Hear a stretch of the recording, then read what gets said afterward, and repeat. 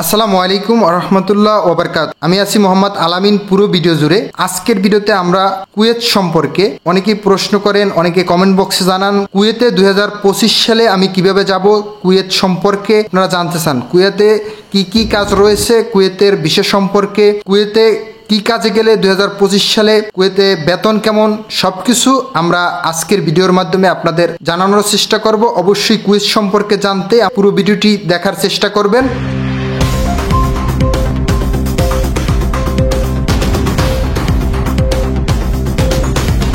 Kuwait মধ্যপ্রাচ্যের তেল ও gas সমৃদ্ধ একটি ধনী দেশ।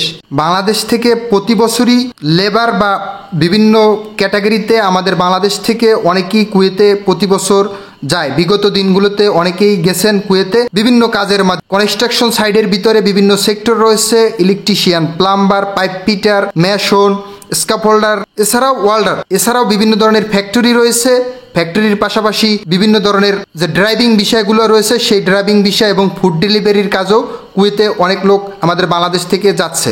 এছাড়াও এয়ারপোর্ট ক্লিনারে বা এয়ারপোর্টে কাজ করার জন্য অনেকেই বাংলাদেশ থেকে কর্মী যাচ্ছে। কুয়েত একটি বাংলাদেশের ভালো একটা কর্মসংস্থানের জায়গা। 2025 সালে কুয়েতের ভিসা খোলা রয়েছে।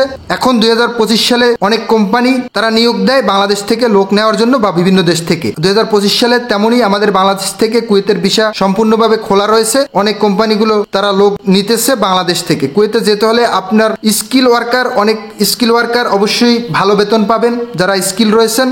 স্কিল বলতে বোঝায় যারা কাজ জানেন। বাংলাদেশ থেকে যদি 2025 সালে কুয়েতে যান, ভালো একটা আর্নিং করতে পারবেন, কাজেরও কোনো সমস্যা হবে না। বিভিন্ন ধরনের কাজ রয়েছে কুয়েতে। কুয়েতে একটি ধনী দেশ।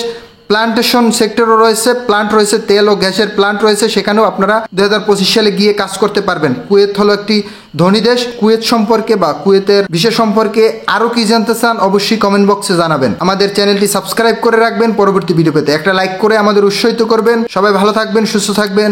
আল্লাহ হাফেজ। দেখা হবে নেক্সট কোন একটা ভিডিওতে।